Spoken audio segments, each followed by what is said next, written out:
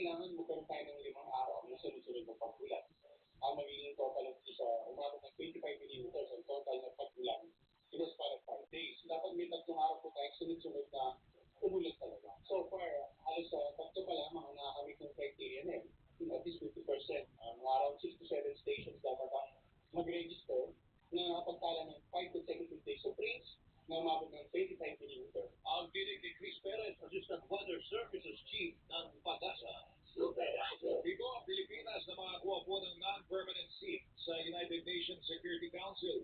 Sa botohan sa UN General Assembly sa New York City sa Amerika, pinagpilian para ho sa bakanting upuan na nakalaan para sa Asia Pacific Group ang Pilipinas at ang bansang Kyrgyzstan. Pero bigo ang Pilipinas na makakuha po ng 2/3 na boto ng mayorya. Kabilang naman sa mga bansang pasok bilang bagong non-permanent member ng UN Security Council ang Zimbabwe, Austria, Portugal, Trinidad and Tobago, Tobago, at Kyrgyzstan, mga kapuso. Naging mainit ang tagpo sa pagitan ni National Police Commission o NAPOL Vice Chairperson Rafael Calinisan at ang police na nag-viral sa social media dahil sa pagposas at pagkalagdag sa isang motoristang senior citizen sa Taguig City. Itinagustuhan ni Police Corporal Simeon Suwan ng basahin ni Calinisan na nakalat nitong impormasyon na binayaran pa ba ng senior citizen ang police ng 30,000 pesos para ipagawa sa sakyan nito. Ginit ang police na mali ang impormasyon ni Calinisan at harapang sinabihan si Calinisan na nagpapapogi sa media.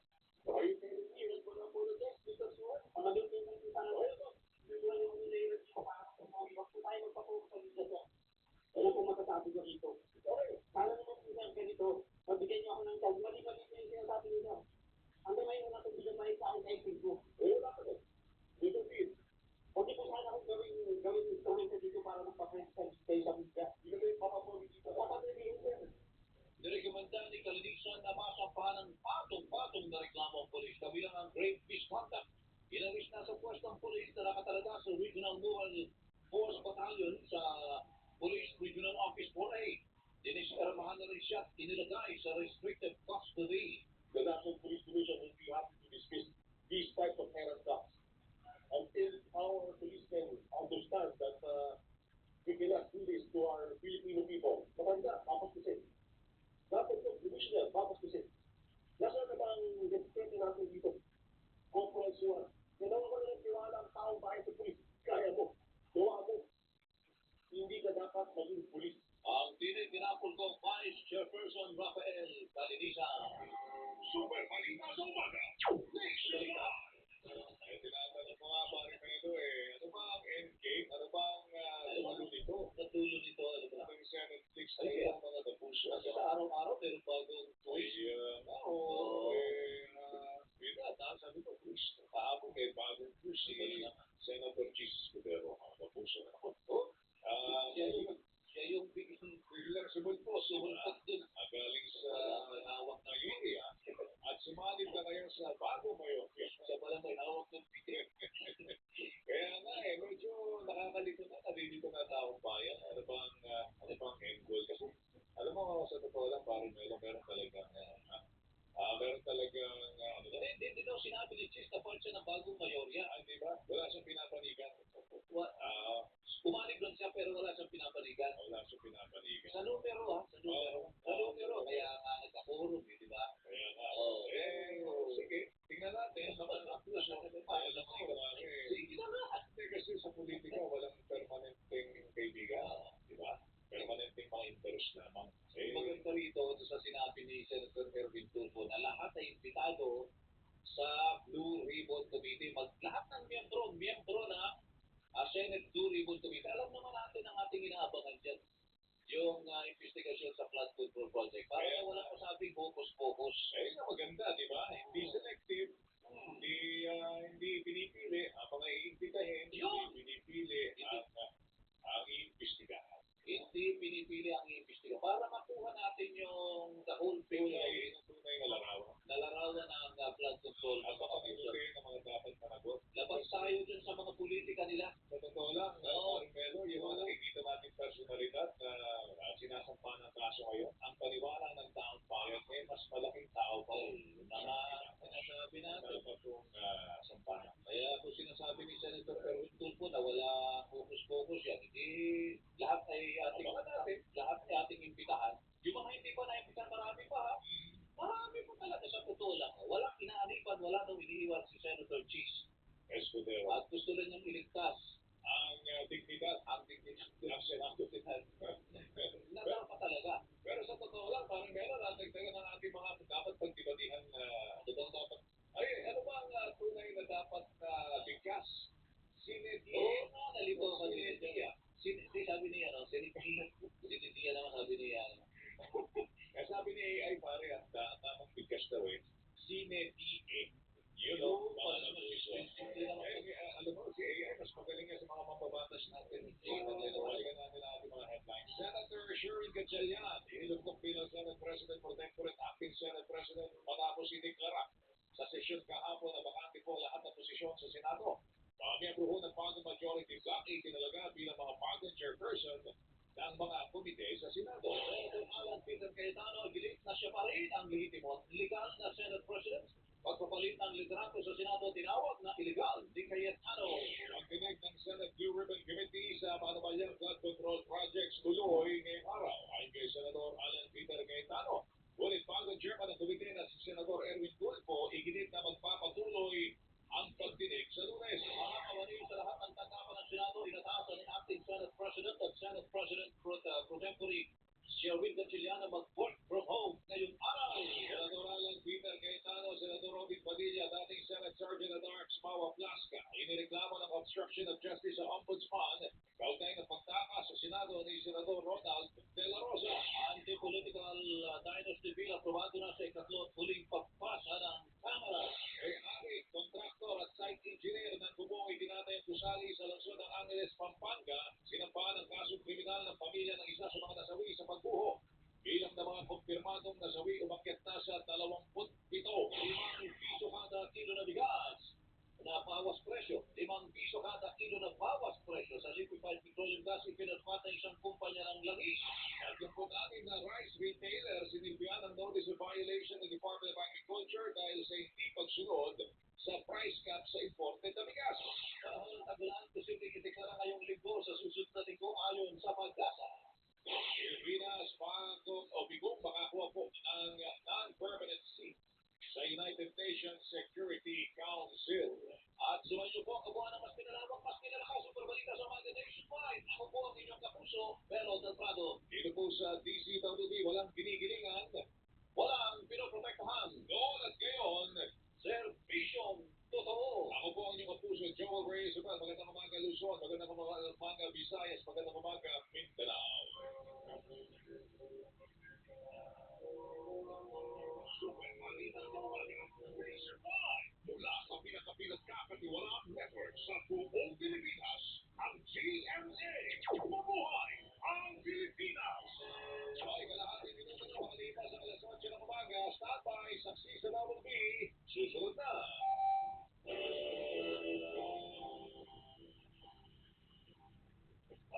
Balita, grabe, panata.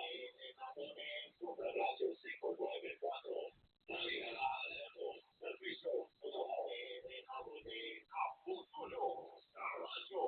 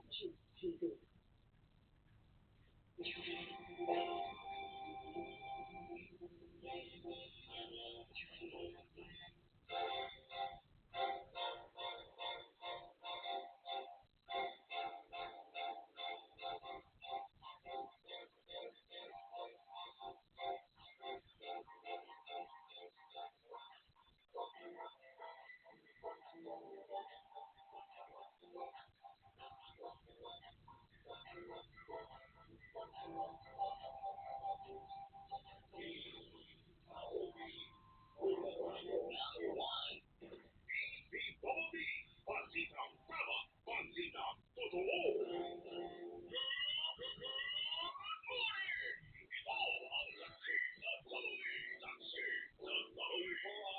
Netflix mga kapuso, may bagong development sa Senado. Sinuway ang salvasyon. At alas 9 po kami ni Wengay. Tuloy-tuloy po tayo sa pag-imay sa mga pangyayari po sa buong bansa. Sa loob po ng isang oras, saksi sa Double B. Nasalin na natin, Weng. Huwag na natin patagalin pa. Nasalin na natin dating Senate President Franklin Drilon.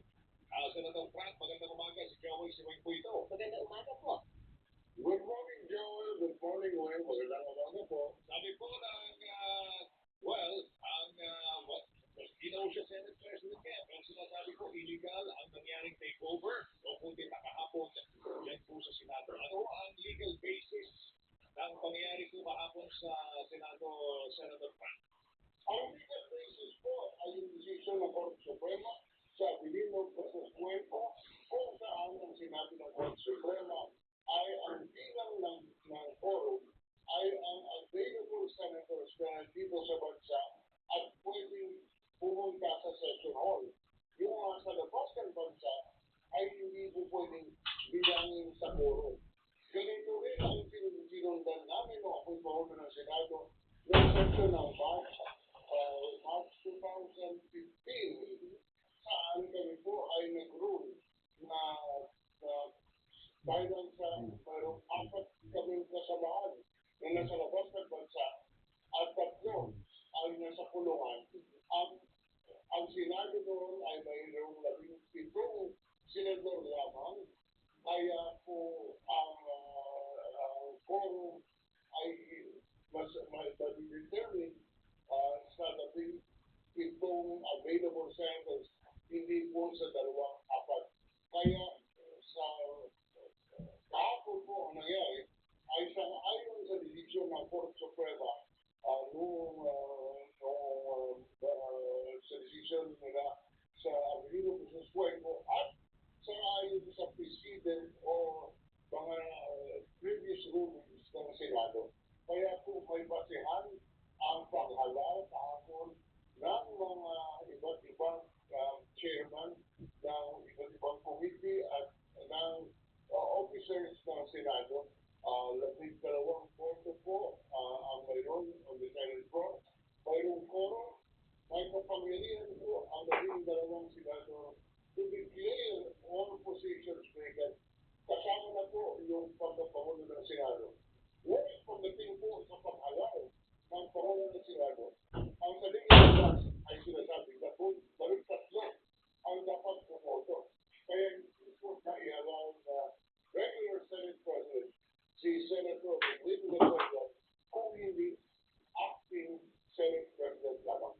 Yan po ang nangyari hapon. Tama po ba, Senator Drilon, na sa ilan na saligang batas, tanging ang Senate President position lang ang merong specific na bilang na ang sinasabi ng Constitution kung ilan ang dapat maghalal sa kanya.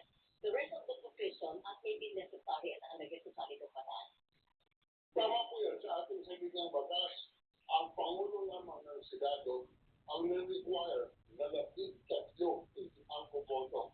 Sa ibang position po, isa sa Senate President pro tempore, sa Majority Leader, sa Minority Leader,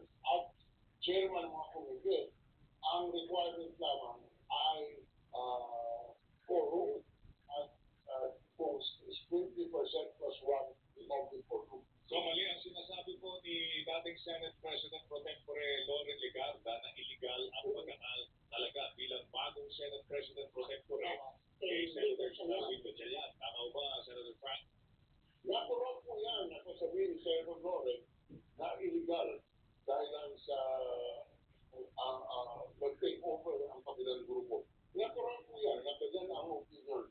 Ngunit sa aking opinion bilang isang abogado, may basihan po ang ginawa kahapon. May basihan. Meron tayong masabihan sa kanyang mga abogado. There must be regularity in the performance of functions. Sama po ang ginagawa ng ating mga kawani sa pamahalaan hanggang hindi ma-reverse ng Korte Suprema. Pero po hindi naman po pwede na dahil sa pag-iisip natin ay balik, hindi natin gawin. Dahil pag-iisip natin na yan ay hindi sang-ayon mo sa bilang batas. Hindi na natin gagawin. Dahil kung ganyan po ang pag-iisip natin, hindi po makakalalaw ang gobyerno. Kailan po, kaya ang susunod sa patakaran sa ating batas ay regularity in the performance of official functions. Hanggang hindi po ma-reverse ng Korte Suprema, binibigyan ng sapat na legalidad ang mga desisyon ng ating kawalan ng pamahalaan. Senator, so ang dapat sundin ngayon sa mga patakaran, sa mga pagpapatakbo ng Senado, ay walang iba kundi ang grupo ni Senate Pro Tempore, Sir Gatchalian. Tama po? Tama po yan, Will. Dapat yan ang susundin. Yan ang susundin ng ating mga kababayan. Paano po yun? Ngayong umaga, nakaschedule yung Senate Religion Committee hearing na pinamumunuan ni Senator Pia Cayetano previously. Pero kahapon, ang naiboto na ay si Senator Erwin Tulfo ang mamumuno. At sabi niya, hindi tuloy yung ngayon, sa Lunes na itutuloy yung pagdinig. Pero ang balak po ng voto ni na Senator Cayetano, ituloy yung ngayon. Sino ang dapat masunod doon? Dapat masunod ang utos ng Senate President, acting Senate President Gatchalian. Yun po dapat sundin. Nangyari din po yan sa amin nung ako'y Pangulo ng Senado. Nagkaroon ng tinatawag kami na rock session. Rock session kung saan inihalay ng mga kasamahan ko sa Senado. Pinupush po ako ang inelect ay si late Senator Blas Ople na maging Pangulo ng Senado. Koneksyon po namin ang sinasabi na siya po ang duly elected president. Kaya inutusan ko po bilang Pangulo ng Senado, do not record the proceedings of that is taking place. Kaya ganun din po ang mangyari bukas doon po sa sabi natin doon po report. Pwede po una mga inutusan ni Senator Gatchalian na kailangan work from home. Yes. Mga ng konsult ng so, anong ibig sabihin? Wala pong magre-record noong hearing kung kampanan ng Senator Cayetano. Ang duly po hearing, wala pong magre-record ng hearing. Kaya kung walang magre-record, sa record po ng Senado, walang nangyari. Walang nangyari ng hearing. Yan po ang epekto niyan. Yan po ang dapat mangyari. Okay, kahapon po, nagkaroon ng magic number na 12 kasi dumating si Senator Cheese Escudero doon sa plenaryo. So nabuo po yung quorum na 12, nagkaroon na ng transaction of business sa plenaryo, pero sinasabi ni Senator Cheese, after that, ang ipito niya pagkatapos ng katuhan, wala akong inaaniban na anumang grupo sa Senado. Dumating lang ako para magkaroon ng quorum at makapagtrabaho na ang Senado. Paano po dapat ituloy si Senator Cheese ngayon, Senator Dillon? Ano po ang tanong ang pag-iulit lang? Paano po natin itutuloy si Senator Cheese Escudero ngayon? Majority ba siya or minority pa rin or independent? Majority po. Majority. Kasama siya sa grupo ni Senator Win Gatchalian. Sang-ayon po ako sa sinabi niya, kailangan siyang sumipot at pumunta sa session as he did. Dahil po kung hindi siya pumunta, ay talagang impasse, wala po, deadlock po sa Senado at walang magawang trabaho. Hindi po ito ang intensyon ng ating saligang batas. Hindi po pwedeng pabayaan natin ang sitwasyon na ang Senado ay ang kanilang tungkulin. Ayaw na po na sa susunod na linggo, mayroon po impeachment trial. Ang impeachment trial ay isang tungkulin na nakalagay sa ating salitang batas na dapat gampanan ng Senado. Kung mayroong deadlock po, as it happened before Cheese came to the Senate hall yesterday, kung mayroong deadlock, hindi po magagampanan ng impeachment court ng Senado ang impeachment trial dahil ang lahat po ang desisyon ng assuming ni Alan Peter Cayetano ay hindi susundin, ay hindi magkaroon ng suporta dahil ang deadlock ang Senado. Kaya sa akin po, dapat sundin natin at bigyan natin ng regularity ang nangyari kahapon. Dapat suportahin natin na si Senator Gatchalian ang acting Senate President. Otherwise, wala pong mangyayari sa ating bansa. Wala pong mangyayari sa tungkulin ng Senado na gampanan ang impeachment court membership. Yan po ang dapat natin alalahanin. Okay, kung titignan ho natin ang sitwasyon sa Senado ngayon, Senator Drilon, parang maraming nagsasabi, meron pa rin ba tayong, magkakaroon pa rin ba tayo ng productive Senate? Dahil ito nga 10 sa 12. 12 lang po pumapasok. Di natin alam kung papasok pa yung grupo ng Cayetano-led minority now. May produktibong Senado pa tayo nakikita, Senator Drilon, sir? Joel, nasa mga senador po yan. Lalo na po sa 12 bagong mayoriya. Kung naipakita nila na dapat magtatrabaho na ang Senado para sa kapakanan ng taong bayan.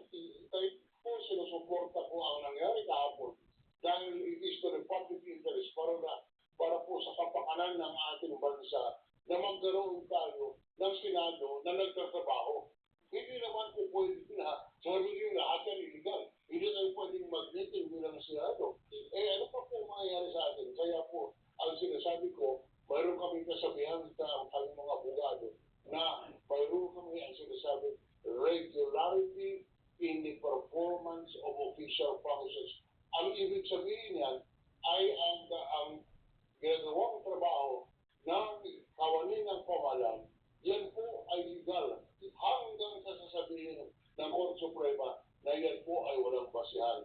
There is presumption of regularity in the performance of public functions. Pero meron pong legal na opsyon ang kampo ni Senator Alan Peter Cayetano para igiit yung kanilang pagiging pamumuno sa Senado. Pwede po sila pumunta sa Court Suprema at sasabihin, mali yung nangyari kahapon, dapat kami ang kilalanin na opisyal ng Senado, hindi yung si Senator Gatchalian at ang mga ibang senador na nahala kahapon. Pwede pumunta sa Supreme Court at kukwestiyonin ang nangyari kahapon. Ngunit, bigyan mo po ng diin na hanggang sabihin ng Supreme Court na mali yun, ito po ay susundin na tama. Ang nangyari kahapon, susundin na tama hanggang sa sabihin ng Supreme Court na hindi po pwede yan. Pangalawa, yan po ang Supreme Court na sa ating sistema ay pwedeng hindi i-entertain, hindi po tanggapin yung petition ng Senator Cayetano dahil siya pwedeng sabihin ng Court Suprema, problema po yan ng ating mga politiko at ang mga politiko ang dapat magbigay ng solusyon dun sa problema ngayon. Huwag kayo pumunta dito sa amin sa husgado dahil kami ay hindi mga politiko at yan po ang tinatawag natin political question na hindi po sasalihan ng Court Suprema dahil hindi naman politiko ang mga nasa Court Suprema. Yan po ang pwedeng mangyari. Ngunit ulitin ko lang. We cannot be rendering ang gobyerno ay hindi pwedeng hindi tatakbo dahil po sa deadlock sa Senado. Kailangan mo ipagpatuloy ang trabaho ng Senado at hanggang hindi masabi ng Korte Suprema na ito po'y mali, ito ay kilalanin tama. Okay, doon sa binanggit po ninyong dapat magpatuloy po ang trabaho po ng Senado, ang parating ginigit po ng Solid Block 11, kaya gusto nila magkaroon ng quorum, dahil gusto nilang maipasa yung mga panukalang batas na napakahalaga. Diyan po yung pagkakarta doon sa mga barangay workers, no? Health workers, pati po yung issue ng po doon sa hospital detention bill. Pero kahapon, hindi naman nagawa yun eh. Nagawa ba yun? Adjournment Nag-adjourn ka agad eh. Parang ang dating lang sa ibang mga observers sa Senator Frank, inagaw lang yung poder. Tapos nag-adjourn na, hindi naman tinalakay yung mga mahalagang bills na yun. Anong observation niyo po doon, Senator? Dahil wala nang natitirang panahon. Last day kahapon. Huwag natin kalimutan. Last day kahapon ng sesyon under the legislative calendar. Pwede pong mangyari, tatawag ang Pangulo ng special session para po palakayin itong sinasabi ninyong mga panukalang batas at talakayin ang pag-uusapan noong Senado. Kaya lang po yung take up yung hapon dahil lang sa nakikita naman natin, wala nang mangyayari, nagkakagulo, kaya ngunit hindi ibig sabihin na hindi na pwedeng ipasa yung mga panukalang batas. Ang sabi ko nga, pwedeng tumawag ng special session ang Pangulo para palakayin lamang itong binabanggit natin mga panukalang batas na nabigli. Okay. Senator Trilon, salamat po sa oras. Thank Magandang you. umaga po sa inyo. Good morning, Thank you. sir. Thank you. Thank you, sir. Good morning Si po. dating Senate President Frank Trilon, mga kapuso. Kasi tumawa tayo ng panig ni Joel, mga kapuso, na Patuloy parang natin. nung kabilang panig naman ng mga senador dyan sa Senado, sina Senator o Senate President Alan Peter Cayetano, Senator Dante Marcoleta, si Senator Bongo, Joel Villanueva, Amy Marcos at Senator Lauren Legarda. So, kung kayo po ay gusto magbigay ng inyong side at puro-puro dito sa pinag-uusapan natin, bigyan niyo po kami ng More than pagkakataon welcome. na ma-interview po Pero natin. kami po yung nagtatangka na kayo Yes. po kapanayanin Mhm. para makuha ng inyong panig hanggang sa mga oras na ito. Pati si No? Senator Chief na nagpadala tayo ng Yes. mensahe sa kanya. Alright, may press con daw si acting Senate President Win Gatchalian bandang alas 9 ng umaga. No? Kasi tinakati natin siyang i-schedule for interviewing pero sabi nga niya may press con siya. So doon na lang natin malalaman kung ano yung mga aasahan mo natin sa Senado. Pero gusto kong makuha talaga ang panig ng ni Senator Alan Cayetano. Paano nila i-execute yung balak nilang gawin ngayong araw? Ngayong araw, yun ang isa pang kaabang-abang. Kasi Oo. yung schedule ng Senate Blue Ribbon Committee hearing ay 10 o'clock. Okay. 10 o'clock. Pero sabi nga ni Senator Villan kanina, ang susundin ay utos ng isang acting Senate President na si Sir Gatchalian na nagsabing work from home ang mga tauhan ng Senado. Kaya nga. So, may papasok ba ng mga empleyado ng Senado ngayon? Yun ang tanong natin mga kapuso. Pati yata janitor eh. Work from home. Di pwede, linis na yan. Linis po. Isa ng janitor yung bahay niya. Ganun ba? Oo. Yan. Para Mga kapuso, bibigay natin sa ilang mga paalala. Ang oras po natin na 8:21. Radyo na. Diba? Labanan ng fake news. Dapat totoo. Oy, mga kapuso, kumusta po kayo? Dami nangyayari sa paligid natin, ano? Unpredictable po talaga ang panahon ngayon at nakakababa ng immunity. Kaya talagang cancelled ang mga plano mo kung magkasakit ka. Para sige lang sa mga plano, ang Potency Plus Zinc Advance Everyday, mga kapuso. May vitamin C yan, that helps as immunity booster, zinc that helps as immunity shield, plus vitamin D3 that helps as immunity support with proper diet and exercise. Yan ang power of 3 na makukuha mo lahat from Potency Plus Zinc Advance. Kaya sige lang, sige lang. Ascorbic acid plus zinc plus cholecalciferol is the generic name of Potency Plus Zinc Advance. If symptoms persist, consult your doctor. Kaya mga kapuso, suportahan at panatilihin natin na palagi malakas ang ating resistensya at immune system para sige lang sa mga plano at laban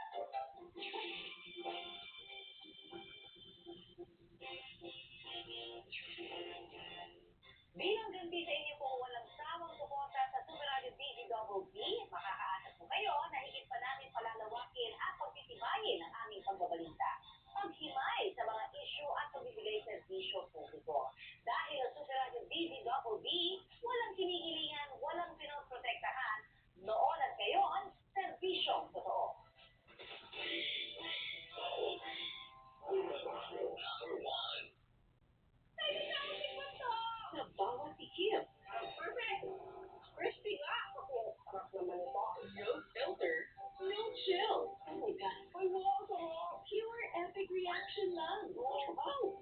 Akin na. Each bite hits different with Canada's Oh! Wow! Happy Fiesta! The #1 program ng GTV.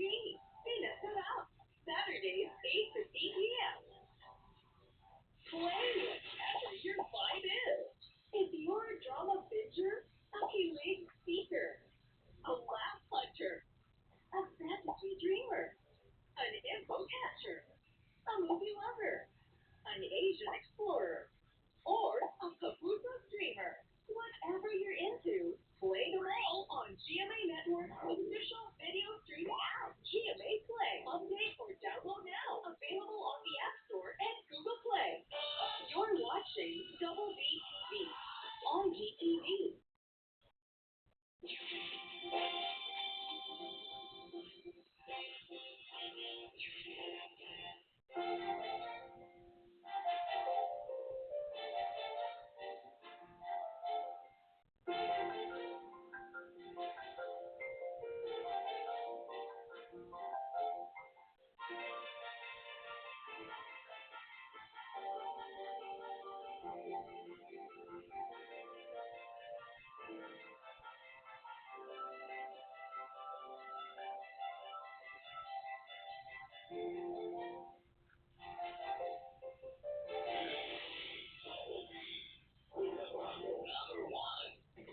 DZBB, Balitang Tama, Balitang Totoo.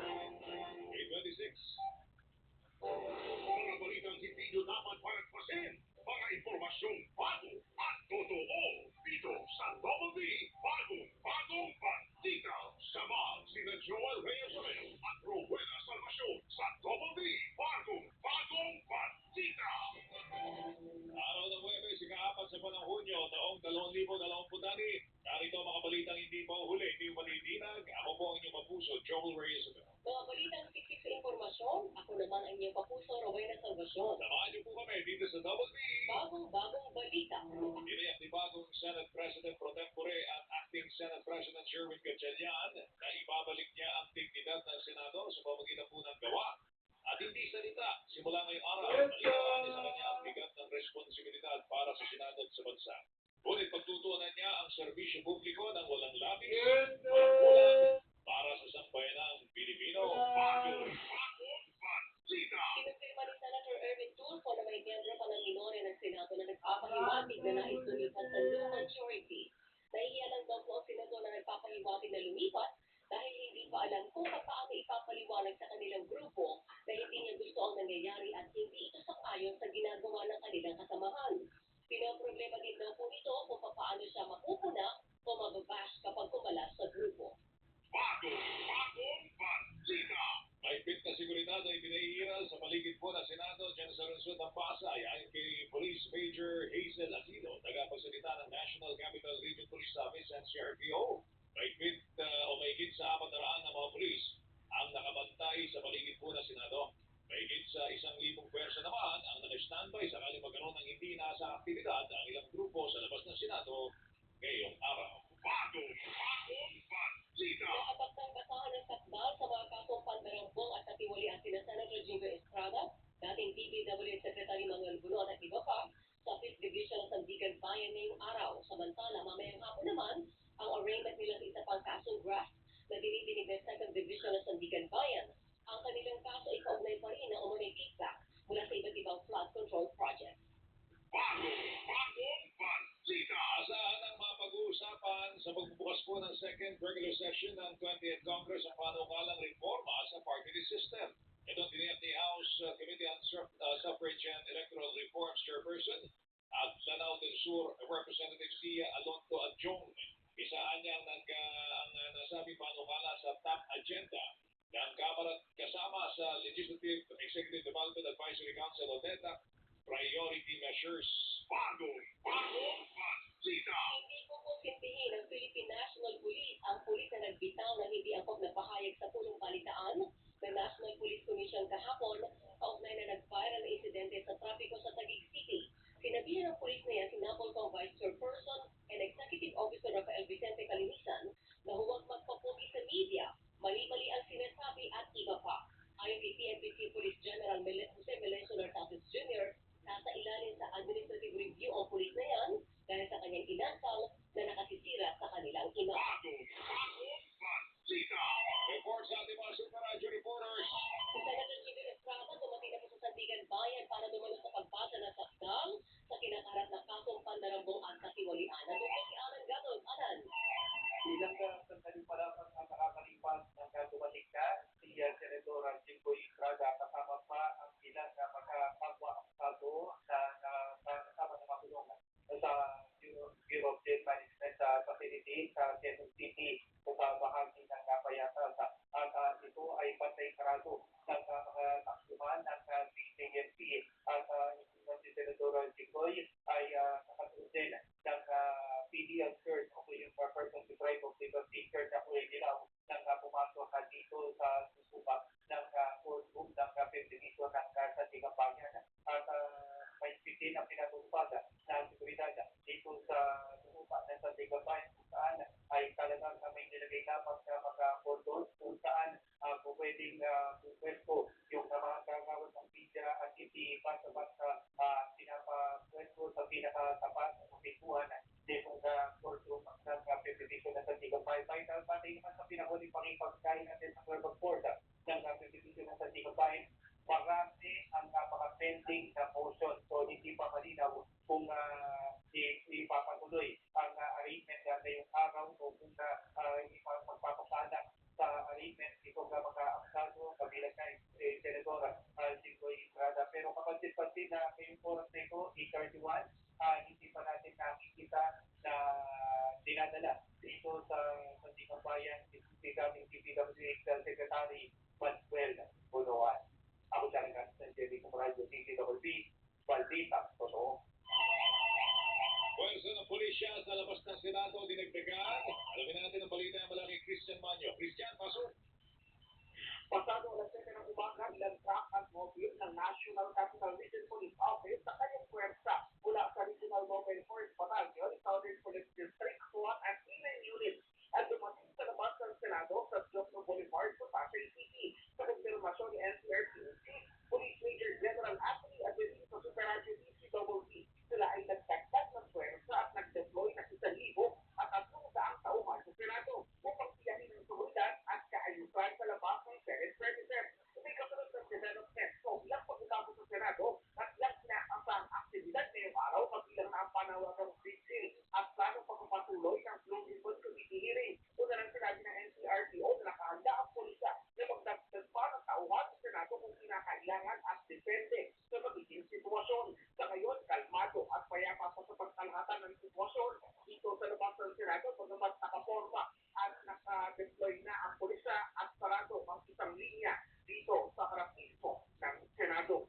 Ako, Christian Manyo, GMA Super Radio, DCWB, Balita, totoo. Balita! At dyan ang Double B, bagong balita. Ako po ang inyong kapuso, Joel Reyes. Ako naman po ang inyong kapuso, Rowena Salvacion. Tandaan mga kapuso, dito po sa Super Radio DCWB, walang kinikilingan. Walang pinuprotektahan. Noon at ngayon, serbisyong totoo. Ang Double B, bagong balita, walang kinikilingan, walang pinoprotektahan, noon at ngayon, serbisyo totoo. Taxi sa Double B. Nasa linya natin, Wai, si Senator Panfilo Lacson. Senador, magandang umaga po sa inyo. Si Joel Siwin po ito. Good morning, sir. Good morning, Joel.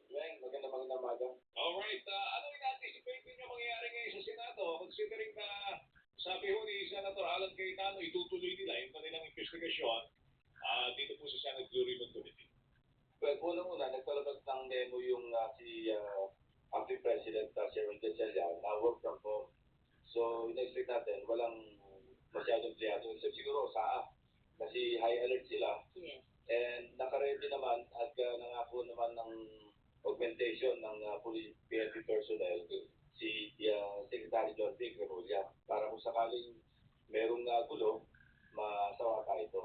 Pero alam mo, bilang senador, hindi naman sila pwede pigilan na pumasok sa Senate. Ginagyan ang office nila.